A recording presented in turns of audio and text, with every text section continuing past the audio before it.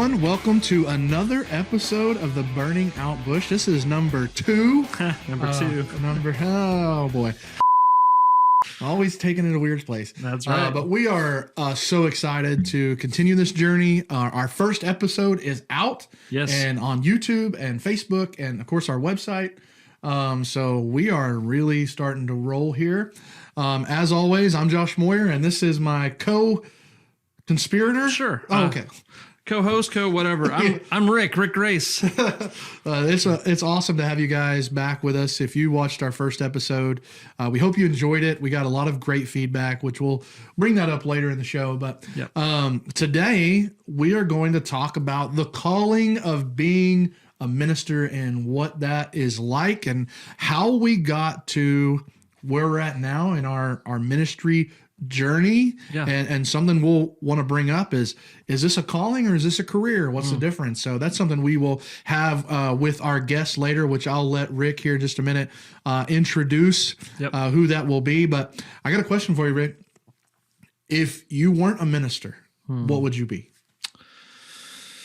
Man, I've thought about it and tried to figure out what I would do, or if my career plans had to change tomorrow, what I would do. I don't know. Part of me is like, okay, the photography, the media route, I probably could get a job there. Growing up, I wanted to be a pilot. We talked about that. Yep. And so something with that.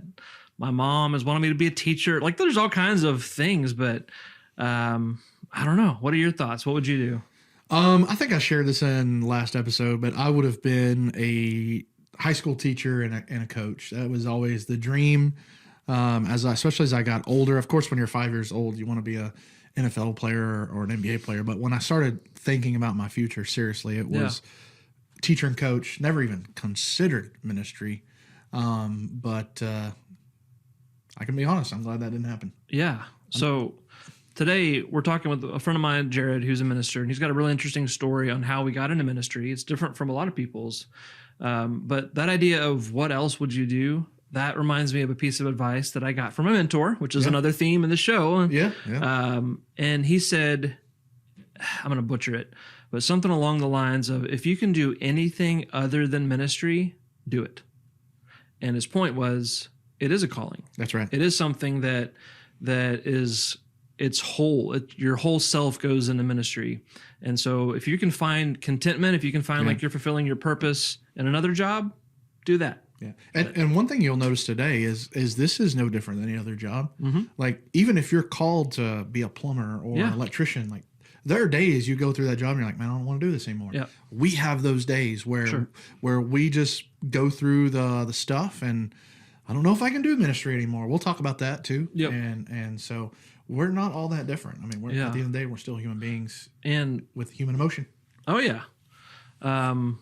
I didn't think about this till just the second, but for a long time I had this stigma against Christians that if you weren't doing ministry, your life, your career didn't matter. Yeah. And that's not true. That's exactly it took me a long time to kind of realize that. I say a long time. I think it was in college when I started to really process this. So it's been a while now, but we need everybody in the ministry and the world and what's the word I'm looking for? In the community, in the church. Yeah. We can't all be ministers by vocation. Right. But that doesn't mean that you're not called to a ministry of your own. Yep.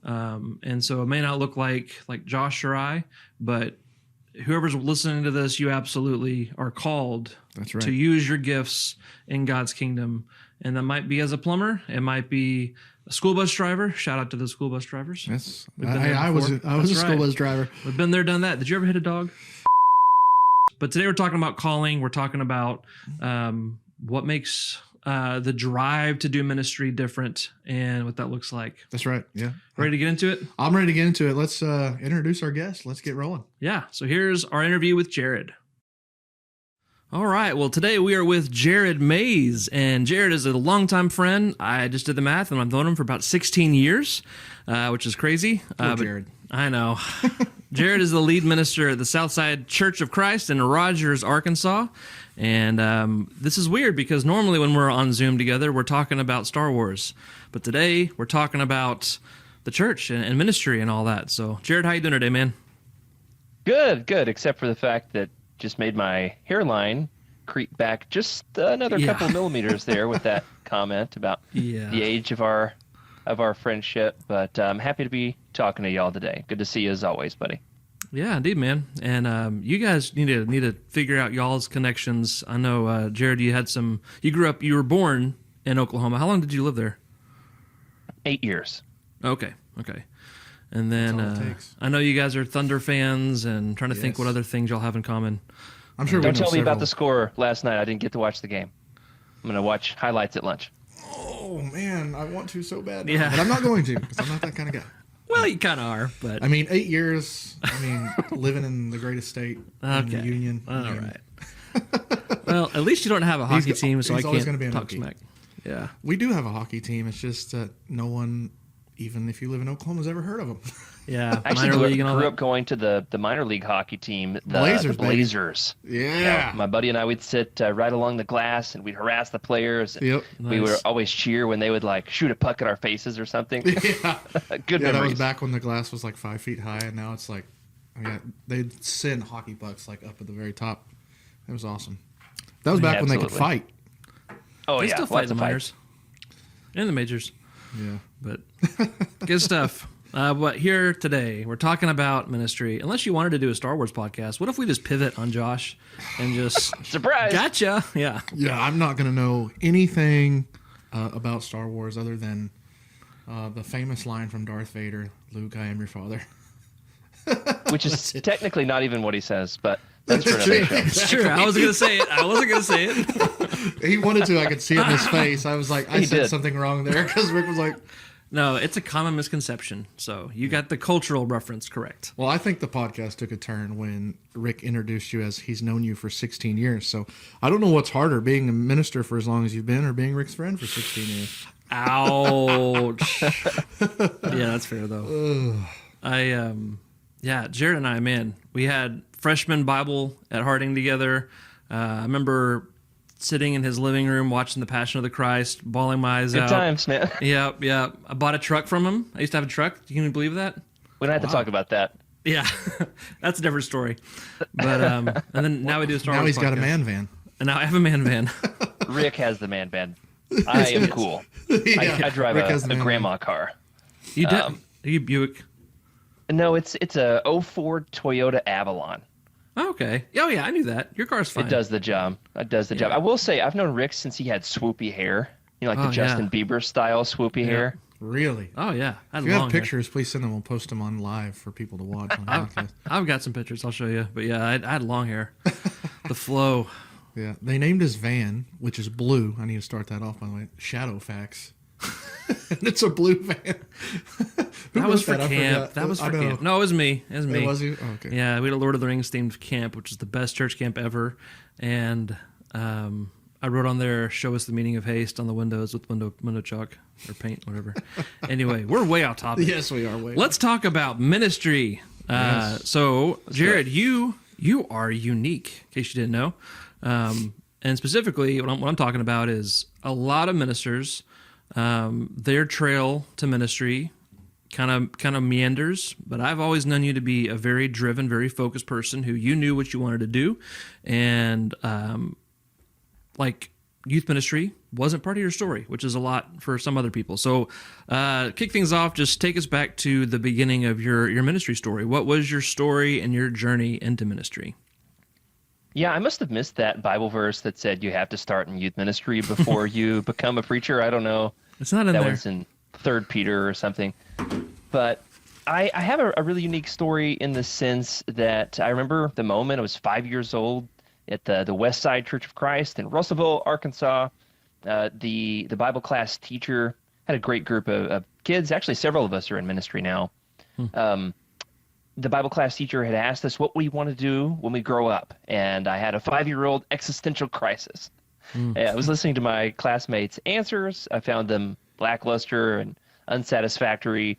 You know, doctor, lawyer, police officer, those are all fine professions. Grateful for our law enforcement. But none of them felt right for me. I remember leaving Bible class, going to sit in the pew. My parents saying, "How was Bible class?" And I was like, "Leave me alone." And I sat there just throughout worship thinking, well, like, what am I going to do with my life? And then when the preacher got up, Dan Lightfoot was his name, which small world, he actually, before he went to Russellville, preached here at Southside, where I'm now the preacher, Nice. which is cool. He got up in the pulpit and he had this kind, calm demeanor about him. He opened the Word of God. I remember thinking, like, there's hundreds of people here, including, my dad had a really good job. He had a ton of employees. And I'm thinking, like, he listens to what this guy has to say.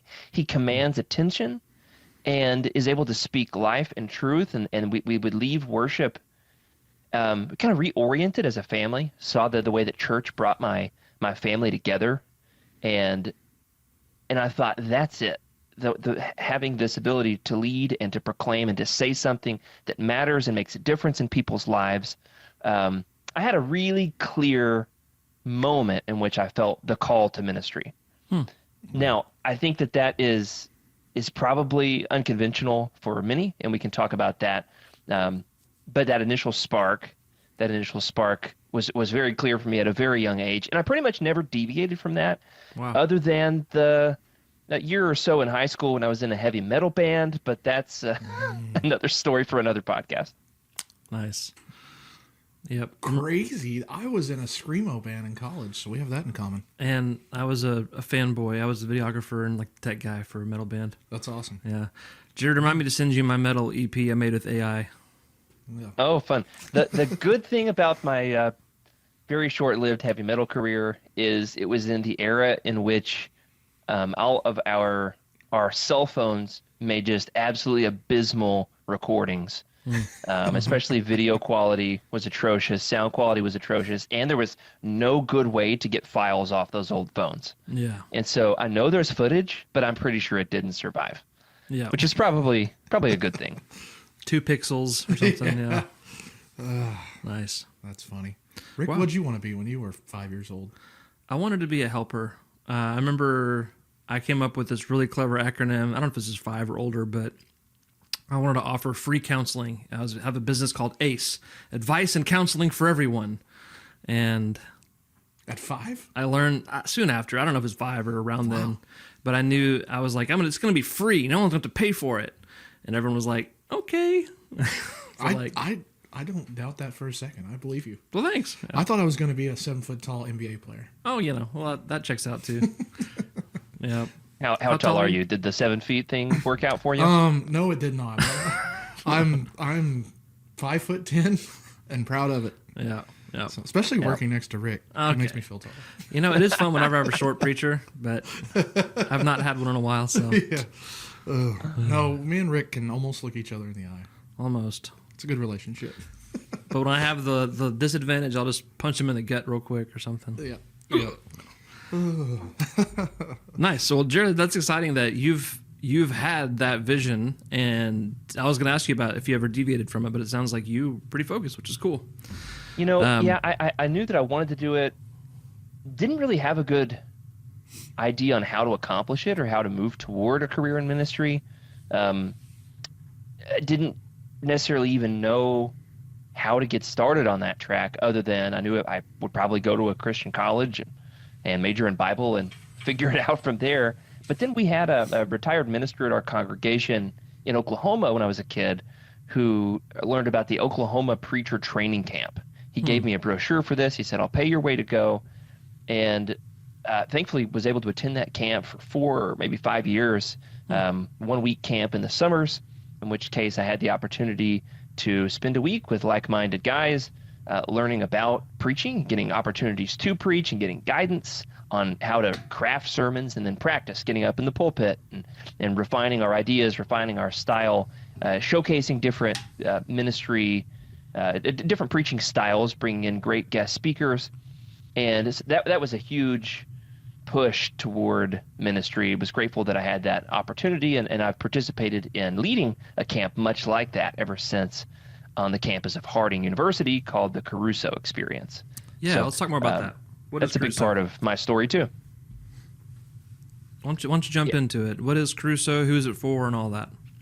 Sure. Yeah. The Caruso Experience is a 1 week camp on the campus of Harding University that we've done since 2013. I developed it when I was a student there at Harding alongside Dr. Devin Swindle and Dr. Phil Thompson in the Center for Preaching at Harding. We've now had hundreds of students over the years. We even did a camp in St. Louis for a few summers as well. Had some great students in that St. Louis camp, especially. It's an opportunity for these guys to come and have kind of like honor symposium, if you're familiar with that model, where you come and before your senior year of high school, have this opportunity to basically be a Harding student, be a college student for a couple of weeks, taking some classes, getting to know your classmates, getting away from home, that sort of thing. Except for we provided specifically a very focused, intentional camp for young ministers, for people thinking about ministry, or even just want to come and become a better public speaker. We've got a daily in-depth Bible class over a different book of the Bible every year so that they're kind of getting a college-level Bible experience. We'll do Philippians or Jonah, Minor Prophets, Sermon on the Mount, something like that. I believe this summer will be Philippians. Dr. Kevin Burr, good friend of mine and Rick's, is going to be teaching that for us. And so then every afternoon they've got a preaching class where we sit down as the staff and help them write their sermons in small groups, because there's nothing harder than just staring at a blank piece of paper and trying to figure out where to start. So then they get opportunities to get up and practice. And we do lots of fun field trips, getting out of the classroom. Very collaborative, great way to get to know other like-minded young men. I'm really proud to have been a part of it all these years.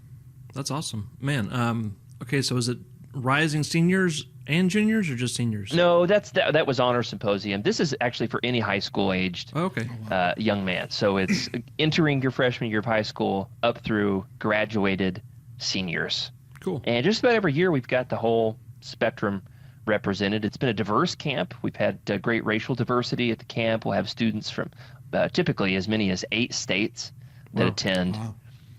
And we've now expanded to 2 sessions each summer, right around the 4th of July. Okay. Very cool. Yeah.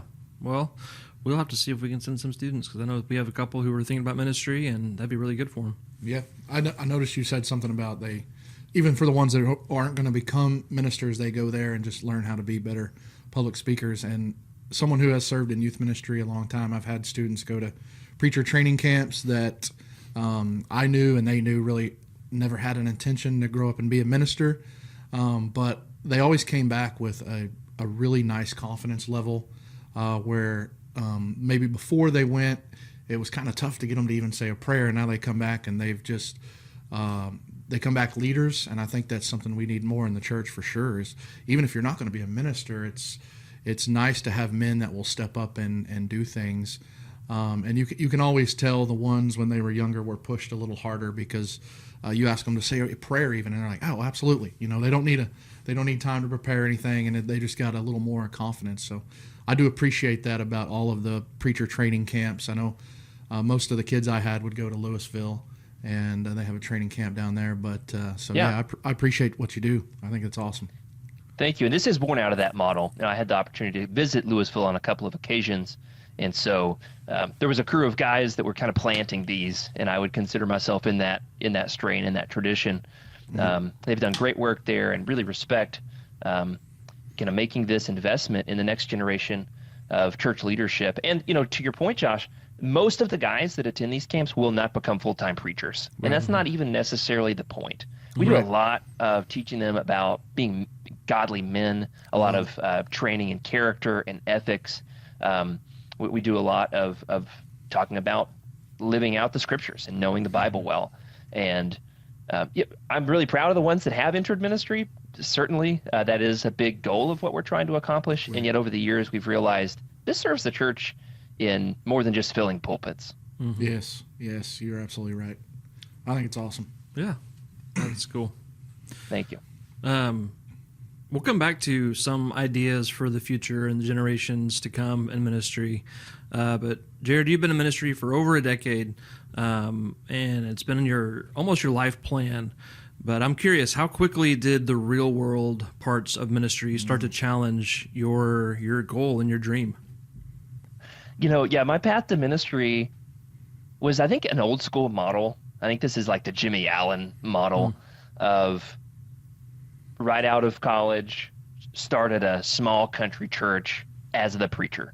Right. I think to your point earlier, Rick, the more common model now is perhaps starting in youth ministry, which in a lot of ways is good because you have that support structure, you've got mentors, and also you have the enthusiasm that is often needed for youth ministry. Yeah. But I started a small church down in South Arkansas, just fantastic folks, the best church there ever was for training a young minister and helping them to get their feet wet and loving them and supporting them. And boy, did they have to sit through some insufferable sermons. I've looked back at those old manuscripts, but they were just so patient and affirming. And I had some really good leaders, elders, deacons, men in the congregation who would take me under their wing, and they'll say, let's talk about that sermon. And I remember I did one time that was a really, really bad idea, and it was a little bit political. And they weren't angry with me. They weren't harsh. They weren't aggressive. Let's go out to eat. I want to have you over to the house, have a cup of coffee, and kind of talking me through, some of those decisions that I had made and how to serve the church well. And I'm really grateful for the way that they saw me through that. Sometimes it was like, let's go deer hunting. Sometimes it was, hey, let me help you dig a garden, teaching me some real world life skills. But thankfully that church was a great opportunity, great training ground. I got to experience, how to work under an eldership, how to help people through marital struggles, how to do a Bible study with a non-Christian, and how to teach them about the way of Christ and how to come to know the Lord. You name it, I got to experience that there. I would say the biggest, punch in the face really finally hit the wall of the real world, some hard experiences that challenged my faith and my commitment to ministry was at age 25. This is right about 10 years ago. My mom died unexpectedly. And that was right when we were about to move to Massachusetts, where I was going to start a new preaching job. So moving across the country, new culture, people I don't know at all, to become their preacher when I myself felt like I'd had the rug pulled out from under me. I was having a lot of questions about my faith. It wasn't so much that I questioned the existence of God as much as I had just finished preaching a sermon series from Romans and had preached this sermon from Romans 8. If God is for us, who could be against us? And I felt like God was against me. And trying to navigate that and still do ministry was really, really tough. I'm grateful for the way the church saw me through that and gave me the avenue to just continue to serve as best as I could. And what's amazing is that first year in Massachusetts, though I myself felt so lost, was I think a really bright spot in my ministry. We had so many good things happening in that church. We had some growth. The church was excited and enthusiastic. And so God was doing so many good things even through my pain. And I love to look back on that now and see the way that he was able to – God took the reins. I don't get any of the credit for how good things were going in that first year there. And so I had a good ministry mentor come alongside me and talk to me about his own faith struggles that he had. He was a listening ear, gave me a book, word of advice that really was the pivotal turning point, probably 2 years into that faith struggle that I had that helped me get back on my feet and felt like I could breathe again. And so I'm grateful that I had a good ministry mentor. It goes to show that if you're struggling, you need to talk to people about it. Preachers don't often have that. Ministers, I'll say, Rick, it's not just preachers. Yeah. It can be hard to have those confidants. And I'm so grateful that I was able to have somebody to help me work through that. Yeah. I've had moments like that.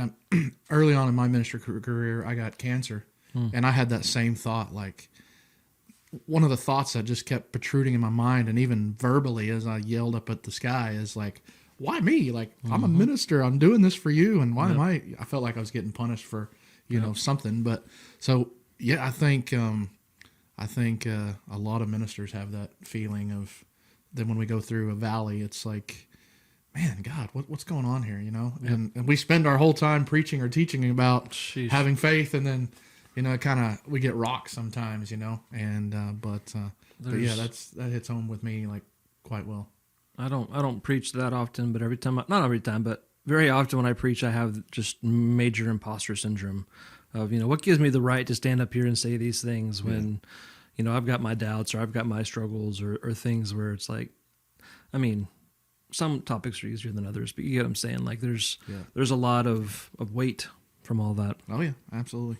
Yeah, well, it's the word, it's the spirit. That's where the authority lies. And for sure, God's power is made perfect through our weakness. That's right. And that's a verse that I live by. I've got chronic back pain, and I've got my own issues that I have to work through. I've had challenges in ministry that I won't talk about on this podcast. Right. And yet, the commitment is to Christ. It's a calling from the Lord, and faithfulness has to come first. Because I'll say this, every job has its struggles, secular or in the church. Everybody is going to have bosses they don't like. Mm-hmm. Everybody's going to have bad days at work. You're going to have conflict with your coworkers. But we get to serve the Lord for a living. We get to study the Bible. That's right. It's a great job. It's a great way to spend a life, even in the hard days. I remember back in that very first ministry job in the small town in Arkansas, I had a buddy who was looking for a job, and he was thrilled when he got a job working 12-hour days in South Arkansas heat pouring concrete. And he sent me pictures of his job. And I was sitting in my air-conditioned office in khaki pants and a polo shirt studying the Bible, and I thought, well, I need to be more grateful for this job. Yeah. No one can tease a minister like a blue-collar guy. That's for sure. You'll get the text like, man, I would love to have minister hours. I'm like, I don't know. Yeah, it's a blessing, but there's definitely the unseen parts. So that's exactly right. Something we're trying to do. So we'll have a youth minister episode eventually, and I know we will talk about mentorship because, that's just kind of synonymous with having a young guy. You got to have a mentor, but something you've mentioned a couple of times, Jared, is the fact that even as a guy that got directly into preaching, you've surrounded yourself with mentors. And so how important has that been just in your career as a full-time minister? I mean, it's been everything. It's been absolutely everything. I've had, and this is in so many ways my passion for training the next generation of ministers in churches of Christ is because I've had so many fantastic, wonderful, godly men pour into me. That's right. And I want to help foster that in the next generation as well. I think about I think about mentors that I had at Harding. My father-in-law, Sean Daggett, has been one for me. I got to a big turning point in my life was having a class with Dr. Ken Neller, who passed away less than a year after Rick and I had him for class. Really invested in me. There's so many others. I got to have an internship under Robert Oglesby, who was the preacher at the Waterview Church of Christ in Richardson, Texas for I think 52 years, could have been 54, and talking to me about how he had longevity in ministry. So many people who have helped shepherd me and mentor me along the way. Mike Cope has been one of those guys for me, and would want to be that for others. And so having somebody to call when I'm going through a ministry crisis and say, I don't know what to do here, what would you do? Help talk me off the ledge. And Rick and I, he's not a mentor. We're colleagues. We're brothers, and we're that for each other, among other people, that we can say, hey, I'm going through a hard time and I need prayers. And what would you do? And Rick never takes my advice, but at least he lets me give it from time to time. Honestly, I'm probably at Leak Street because of you, Jared. Hopefully that's a good thing. Yeah. It is a good thing. For sure. I could feel like his body tense when you said, I hope that's a good thing. Like he's like, okay, what's Josh going to say now? But it is a good thing. I'm glad. And Rick is a good speaker. Like we're recording, right? Yes. Sometimes his confidence is low. I don't know if that's his personality, but he is going to be a really good preacher. And I hope he doesn't waste that staying in other positions too long. I think he's got a lot to say, and he's very smart. But thanks. Yeah. That being said, let's bring it back to calling because we know we picked on youth ministers a little bit. Yep. And there is a legitimate calling for other lanes other than preaching. And so, Jared, what do you think being called to ministry really means, especially in our tribe where that feels like a nebulous, spiritual, abstract thing? What does it mean to be called? Yeah, in our tradition, we're more rational than we are experiential, which is funny because I'm doing some research right now about Barton Stone and the Cane Ridge revival. And so there is this other part of our heritage that's less rational and more experiential. And I'd like for us to get more in touch with that. Though I am as textbook, straight-laced, hyper organized as it comes, our sense of calling is primarily ecclesial. So we think about the way that the church affirms a person's call to ministry. Even my story of I was 5 years old and I felt a very clear, firm call to ministry, it's subjective and it makes us uncomfortable. It makes me uncomfortable to even talk about it. Thankfully, my story is not just that one moment, but I was encouraged by the church. I was invested in over time. I had such great Bible class teachers at my home churches growing up that taught me scripture, that fanned into flame the gift of God. That's some biblical language for us from 2 Timothy chapter 1, that we have fewer experiences like the Old Testament examples of Abraham, Moses, Barak, Gideon, Isaiah, and Amos, who the Lord speaks directly to them, calls them to get up and accomplish a specific mission. Our stories are much more similar to what we find in the New Testament, less like Saul and more like Timothy, right? Who hears the preaching of Paul on Paul's missionary journey in Acts 16. He wants to join up with Paul. So there's something subjective in him that wants to go and do this, but then is encouraged, it's shepherded. He's got this mentor who invests in him. And then I love the language there in 2 Timothy chapter 1, who recognized where this started and then how it progresses in Timothy. He says, he thanks God for Timothy's grandmother Lois and his mother Eunice.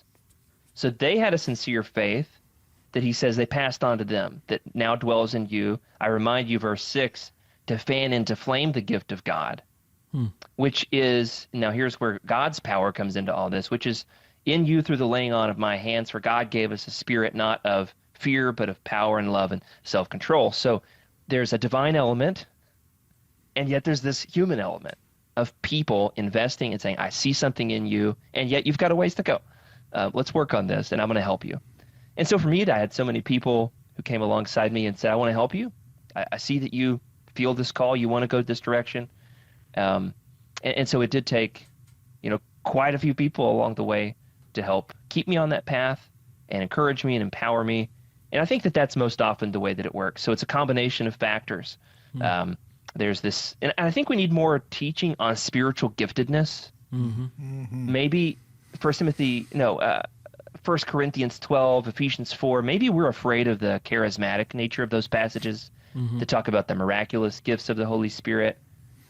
That's a whole conversation for another time, but I think we need to be doing a lot more equipping our congregations for understanding and utilizing their spiritual giftedness.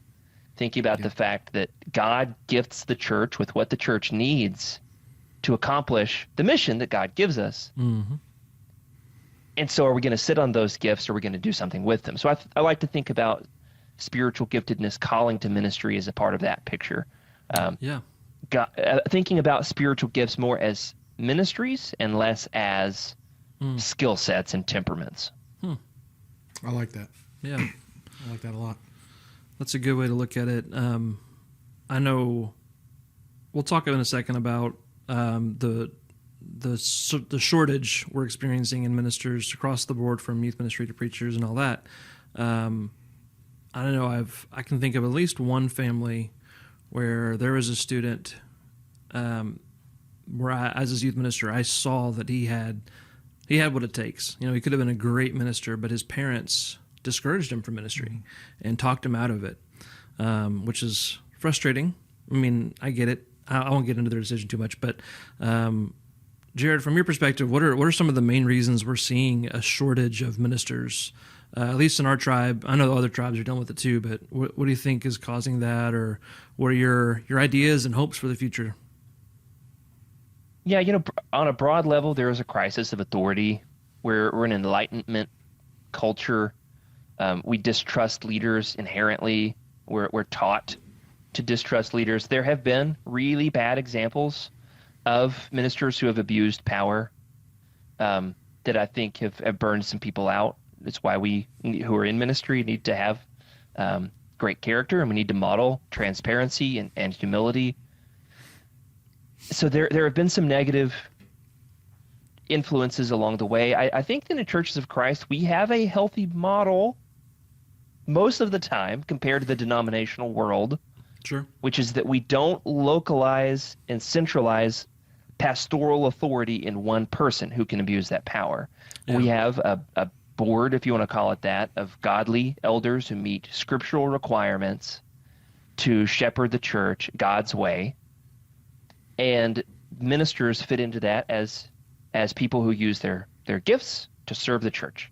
Mm-hmm. And that can create its own power dynamics that are not always good. Don't get me wrong.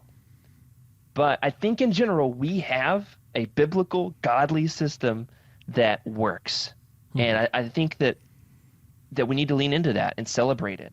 And we need to model what good ministry elder relationships look like. We need to celebrate our ministers in our churches within reason, and model for our young people why this is a good path and why it's needed for the world, that people would hear the good news. We have to believe a theological conviction that the gospel is truly good news that the world needs to hear.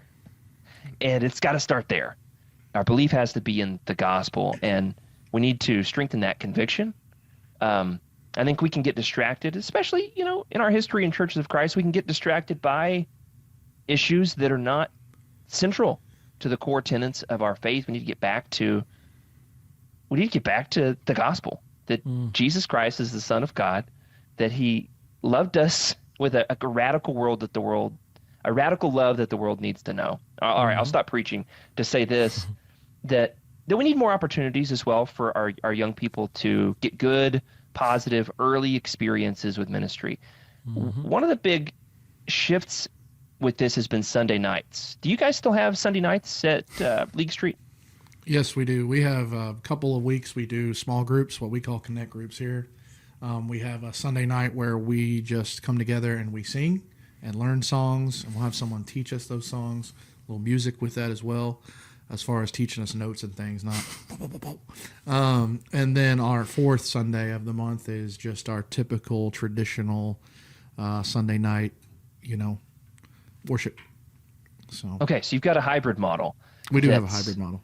That's traditional on the one hand and yet small groups on the other. Yes. And I think that's great. That shows the adaptability of your congregation, rooted in our heritage, and yet moving forward to serve the church well, in a way that adapts to modern circumstances. One of the big casualties in Churches of Christ of the pandemic has been Sunday night services. Yeah. Many of our churches, I don't have the statistics on this. I'm sure Rick is looking them up right now. Many of our churches dropped Sunday nights during the pandemic and haven't brought them back. Sunday nights traditionally have been a lower stakes worship service, in which case our young men can get opportunities to lead singing, to lead prayers, and even from time to time to preach. Rick, as a former youth minister, did you ever lead youth-led services? Yeah, a couple times, which actually, this is one of my weird hills to die on. Here we go. Pandora's box has been opened. This is therapy time with Rick. Okay. Hey, we have that segment on another podcast. Yeah. No, you don't get to hear it now. Yeah, I'm just gonna. I should have a deeper voice. I understand why we push young people to use their gifts on Sunday nights, but to me, that always just kind of undercuts the value that we're placing in them, because they also see Sunday nights as low stakes. And so Okay. I think putting them on a Sunday morning, even though they're going to make mistakes, even though they're going to mess up and be uncomfortable, I think that shows trust, shows that we're giving them the keys of the future, and it also shows our church and the community that we are a church that empowers your young people. Yep. Sure. So I've got a whole spiel about that, but That's a I fine do think counterpoint. any kind of exposure, any kind of opportunity, I think is good. Yeah. So, This is one of those things where we probably differ a little bit. So I started as youth minister as well. I had a young man who I thought was a really good young man, had a future. And I said, hey, do you want to give a lesson on Sunday night? And his immediate response to that was not yes or no. It was, can I do Sunday night? And so I asked him, I said, well, why Sunday night? He goes, because I'd rather mess up in front of 60 people than 150. Yeah, and that would be my point, is it's kind of maybe where you would start in order to get them those reps, get those experience so that they can, hey, you want your quarterbacks to get some reps in the preseason. sure. That's right. Before you put them on Monday Night Football. That's I exactly know right. that Rick's a big NFL fan, so. Yay, football. He knows about as much about football as I do about Star Wars. So Regardless, Actually, I probably know more about football than you know about Star Wars. regardless of whether or not our churches still have Sunday night services, my point is this: we still need to be finding opportunities to give our young people our support Absolutely. and the encouragement to say that we need you and we care about shepherding you into church leadership. And it's not just about who gets up in worship services. There's other opportunities we've got to be thinking about, perhaps mentoring groups. I know a church that I used to worship with now has an intergenerational women's ministry where they're intentional about having the younger women with the older women, getting to know each other, investing in them. I think that's fantastic. Yeah. So we need more of these opportunities for our young people. I think that the model of having – where's my soapbox? Where's my soapbox? The model of we put all the teens in a corner in the other building with no adult supervision Yep. and trust them with an outside expert to take charge of their spiritual development is not only unbiblical, but it's harmful for the church. Yeah. I agree. And so we've got to do some reforming concerning youth ministry. I'm a big believer in youth and family ministry that is equipping the parents to teach the Bible to their kids. Yeah. Oh, you're exactly right. Yep. I'm trying not to like chase squirrels here, but I'm like, maybe that's one of our downfalls is we have just really prioritized Sunday morning over Sunday night. And in my mind, it's any time we can get together and worship is a time of value and of importance. I get the grandness of Sunday morning worship, but maybe Something that's to think about for sure. Yeah. it is. Yeah. And I say this as a guy where we don't have Sunday night services, so I'm just ranting. Nor do you have to. Yeah. So I have seen some statistics on churches that have nixed Sunday nights have actually they've elevated on Sunday morning, not just in a number, but in other areas as well as, discipleship and other things of that nature. So Yeah, and I'll say, hey, we love getting our teens involved in worship. I need them. I make the worship schedule for who's doing the scripture readings and the Lord's Supper and these kinds of things. And having a young man, 13, 14, who's willing to step up and serve, I'm so thankful. And you know what? Every time they get up there, the church is excited. We've got like a second grader who likes to get up and do scripture readings. The church is juiced when he gets up there. Yeah. I wish I got half the support that he does. Right. yeah, we have a fifth grader here that is probably the best praying person in our whole congregation. Very analytical in his thought. And of course he'll write it down before he goes up there, which is fine. I think that's great. It's a good experience, but man, it's like every time he goes up on stage for anything, like LTC last year, Cooper Portwood, shout out Cooper. He'll love that. But he did a lesson at LTC. He's fourth grade and they're like begging him to do something on Sunday. But then they're like, well, we may not be able to because your lesson really didn't match the LTC thing. But it just blew the people that were there listening to him away. So, we have someone just like that. Yep. Yeah, and LTC is one of those good opportunities for leadership training for Christ. For those listening, if you're not familiar, it's a youth competition in different categories related to church leadership. There's puppets. Shout out to the puppets. Yeah. Big believer in puppets up in here. There's some crossover with Star Wars. There's puppets in Star Wars, right? There are puppets in Star Wars. Hey, when you're not on the podcast with Rick later, I want you to maybe text him or call him and ask him about his recent puppet experience. Oh, I've heard about it. Yeah. Oh yeah, you believe me? I know. Oh, I know. But we've got to have these opportunities, whether they're LTC or Sunday nights, Sunday mornings, to invest in our young people, give them opportunities to try and to fail. I remember I got up to lead a prayer. It's probably 10 years old. Wednesday night, I got up there behind the mic and I said, "Will you play with me, please?" And I made eye contact with my buddy Daniel, and he was dying. And I just held my head and led the prayer, and he never let me live it down. But you know what? Funny. It didn't scare me away. Yeah. For better or for worse, the church is stuck with me. That's awesome. Hey, Jared, I got a question for you. I'm a young man looking to, I'm only 39. I'm a young man looking to get into ministry, and I'm coming to you to ask your honest opinion and advice on should I do that or not? I have real concerns. Maybe. Oh, this is hypothetical. Yeah, this is hypothetical. Okay, gotcha. Yeah, hypothetical. Sorry. Maybe I'm a preacher's kid, and I've watched my dad take abuse over the years, at least in my perception. But I still love the message, and I love what he does. But I have concerns. Like, what would your advice be to me? Is it worth getting into? Is it give me the real, raw, honest answer? That's the kind of guy I am. Mm-hmm.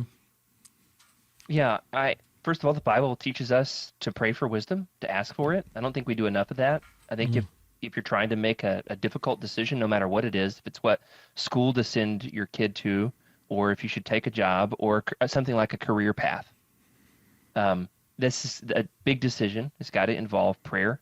It's something that you've got to go to God to. Asking for godly advice, for my wisdom, will get you so far, but seeking the counsel of the Lord is more important. I want to encourage people who are thinking about a call to ministry to be prayerful about it and to ask that God would direct their path. I've got somebody here at church right now that's having that conversation, and I'm being careful not to steer him to follow in my footsteps because I'm domineering, but because he feels called. He understands this as his calling. I would say that don't let a bad apple spoil the whole bunch. It's a cliche, and yet I think we are looking for excuses all the time to get out of all sorts of things that God would call us to. We're looking for excuses to cancel service when there's snow outside. We're always looking for an easy excuse, and I think that following Jesus means sometimes we have to go through hard things because Jesus didn't call us to comfort. He called us to follow him. Okay, so that doesn't mean that every single person in the world needs to go into ministry. Right. What I would say is, your dad's experience is not necessarily going to be reflective of yours. I would say that the most incredible, loving, genuine people I've ever known in my entire life have been people that I've met in the church. The most profound, powerful love I've ever seen have been the most humble, generous, kind, not flashy, Christ-like followers that are sitting in the pew on Sunday morning. I've also had some hard things that have happened, some really ugly, evil, mean-spirited things that have come from people that I've met in church. Yep. Both are true, but we're not serving people, we're serving the Lord. That's right. And so is the gospel what motivates us? Is the sense of using your giftedness for honoring God more important than your own personal comfort? That it's really got to come down to that. And so then I would say, okay, well, let's talk about how to get you some productive, encouraging experience in ministry. And so that's where I might direct somebody to something like Caruso, attending a 1-week camp where people are encouraging you, uplifting you, you're making friends, you're being inspired by Scripture. That's a great environment to kind of get your feet wet. You can get up behind the pulpit, you can preach a little bit, you can realize like, oh, maybe public speaking is my greatest fear on planet Earth, well, then you might want to think about a different career. Yeah. Or you get up there and you realize, oh, this is what I was born to do. Okay, that's a great opportunity to kind of get some experience there. That's where I would say seek out godly counsel from people in your life. Of course, prioritizing prayer first. But I would say there's opportunities. There's internships, different ways to, even if you're an engineering major in college, you could get a youth ministry internship. And churches are eager for people who are willing to show up and help and open the Bible with their young people and chaperone their kids on a trip and just love them and play games with them. And it's a great opportunity to realize, I love ministry. Or to realize, this is the worst thing on planet Earth. You'll get a pretty clear sense of it one way or the other. One or the other, yeah. So, one person's experience is not reflective of yours. I totally agree. I've got a follow-up question. This is kind of philosophical. And maybe this is an unfair question, I guess, but do you think ministry is a career, or is it a calling? Is ministry something different? I know this is a conversation usually that comes up with conversations about minister compensation or stuff like that. I'm not trying to go there, but just is ministry different than just a job? Absolutely, 100% a calling.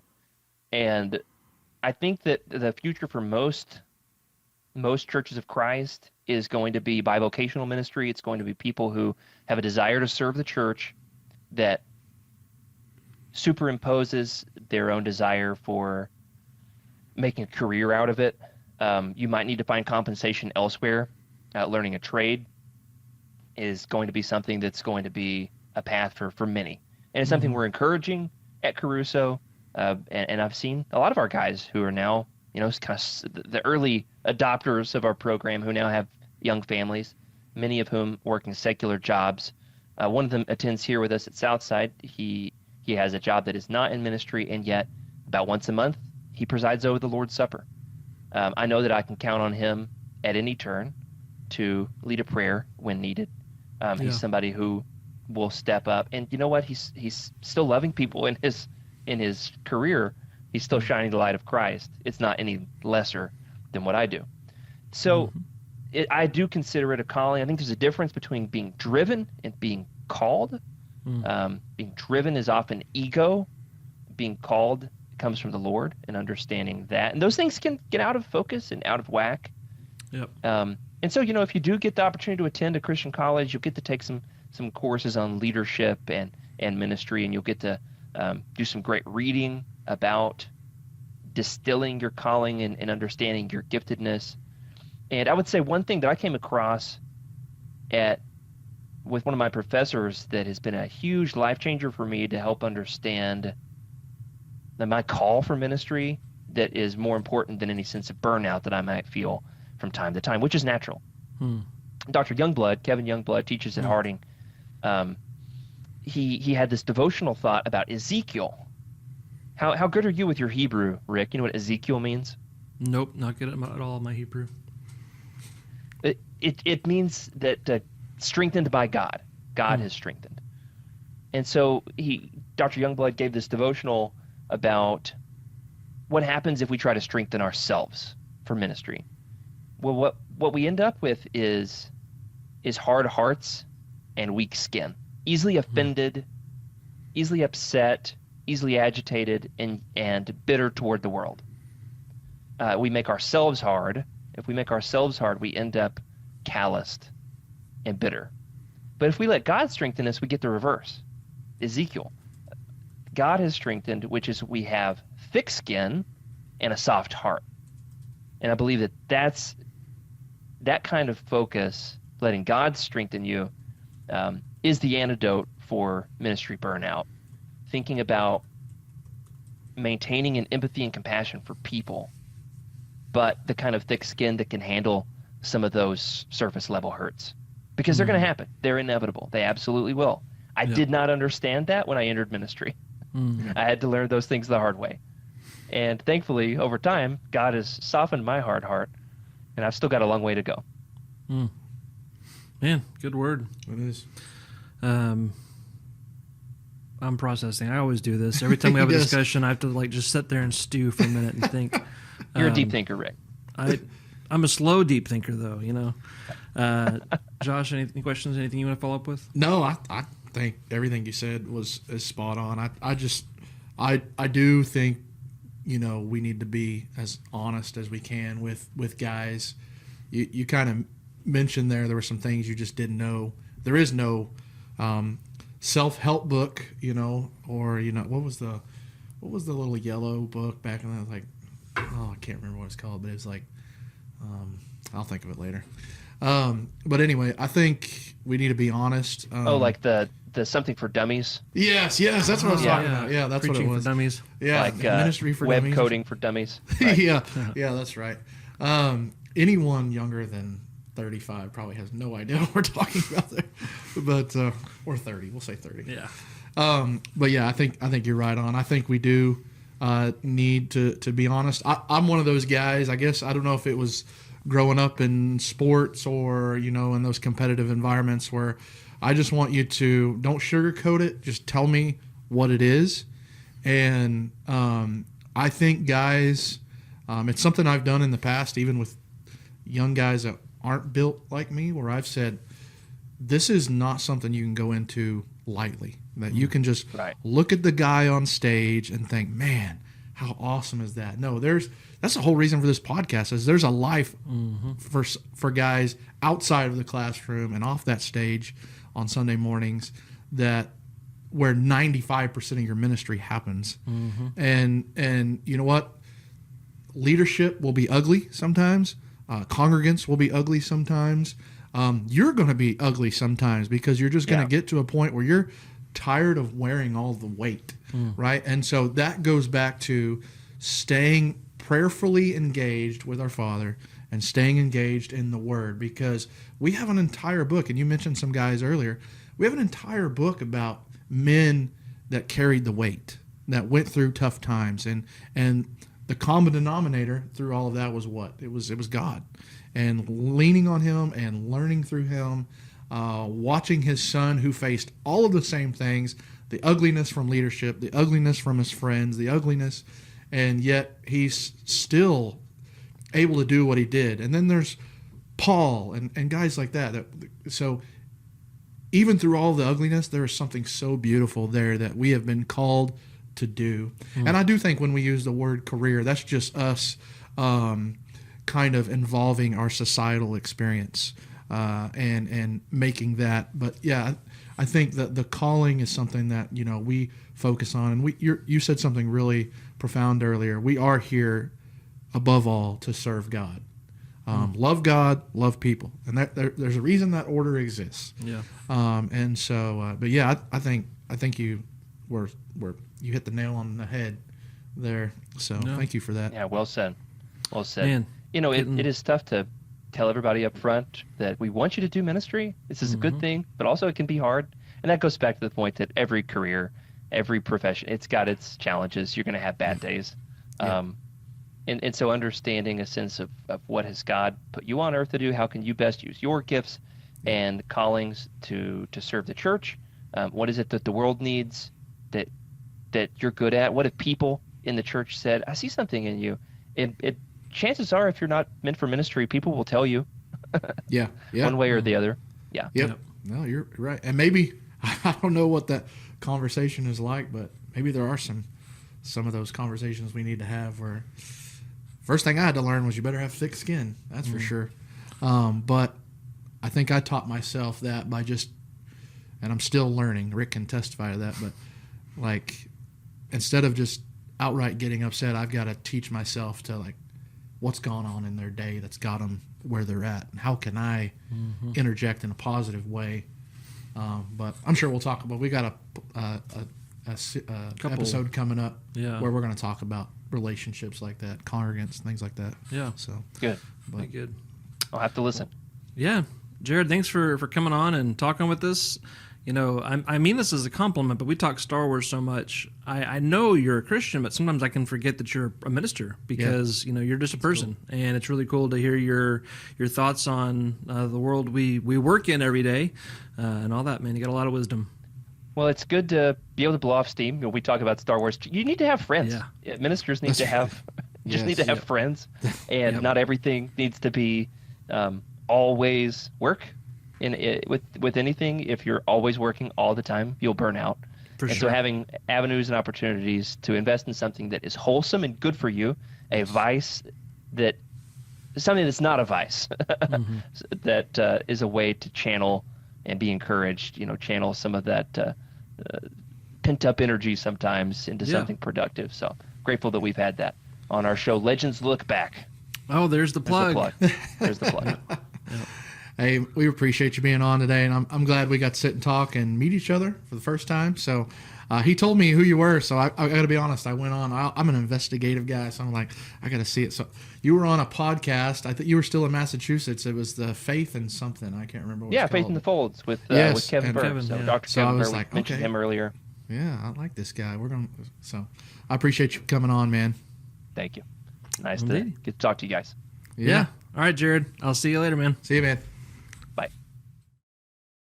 All right, so we had a good talk with Jared, and like we always say, I got a process. He said a lot of really good things. What are some of the things that stood out to you?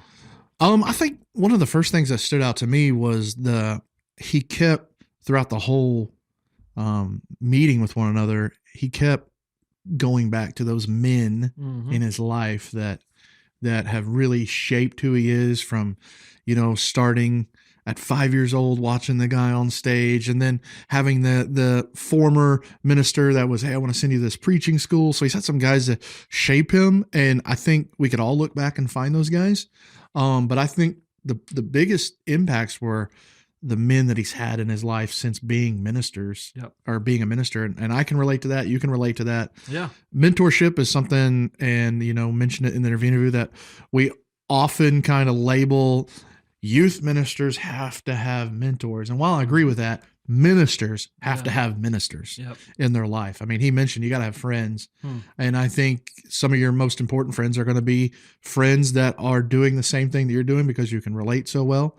And so just the importance on mentorship. And I think probably going throughout the rest of the season, because we do what we do, mentorship is probably going to get brought up in just about every episode, if I was guessing. Because no matter what you're dealing with, you're going to be going to those guys that are that you can vent to and things like that. So that really stood out to me, is that a lot of times we just equate, well, the preacher's the mentor to the youth guy, or no, we all have people in our lives that keep us held accountable and heading in the right path and talk us off the proverbial ledge from time to time. And so that really just hit home with me in that as well. But it's not, you can learn from people younger. I get prideful about that, but there's times when I've learned from people who are younger than me, and our mentors, even though they're, usually it's older folks or people with more experience, but early mentors that's something that does, I think, cross over the vocational, barrier to people who aren't ministry listening. No matter what field you're in, mentors are important, and there's some careers that do it way better. I'm always encouraged by some of the churches that take on the apprentice or that kind of model, where they're a long-term teaching, learning role. That's really cool. It's what interns are supposed to be, not just busybodies and grunt workforce, but supposed to be somebody who you're teaching them how to do what you do. But there's a lot of, I know our focus is ministry, but you're exactly right. I mean, you can't be a plumber unless you have an apprenticeship. You can't be an electrician without that apprenticeship.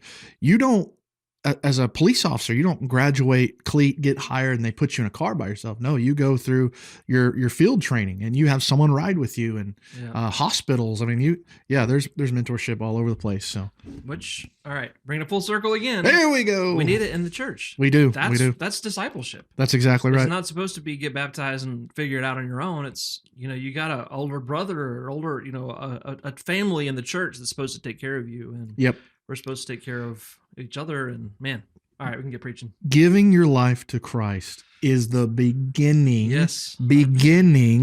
of your journey spiritually. It's not the end. It's not, we bring them to the water and they come up clothed in Christ and boom, we added to the church and let's forget about them. Let's focus on the next person. No, you're constantly training them up.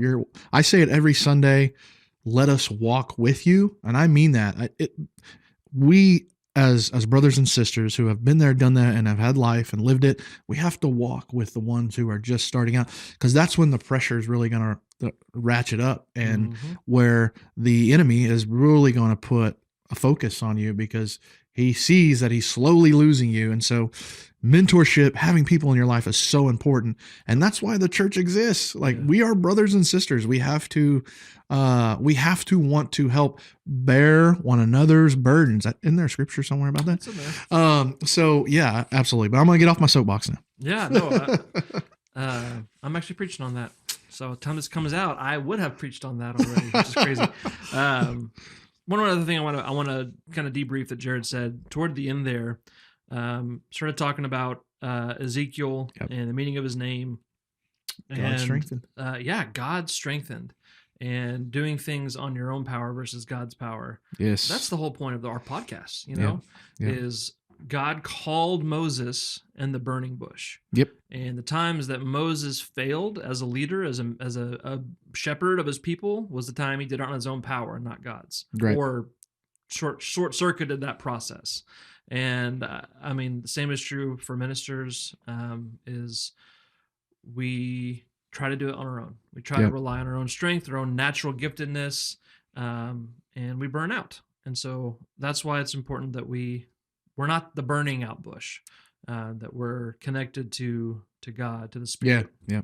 What's a cooler name? The God strengthened or the Lord is salvation?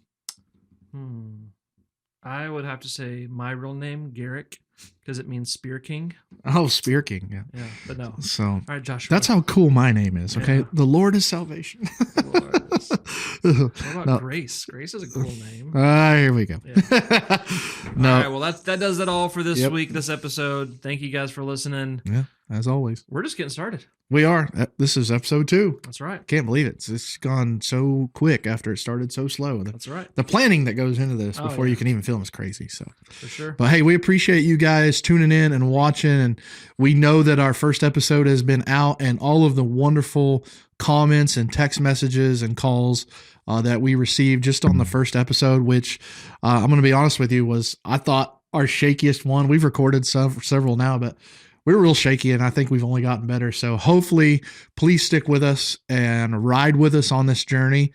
And hopefully we are bringing up some questions and some thoughts, not just for ministers, but leadership and congregants and anybody who's watching.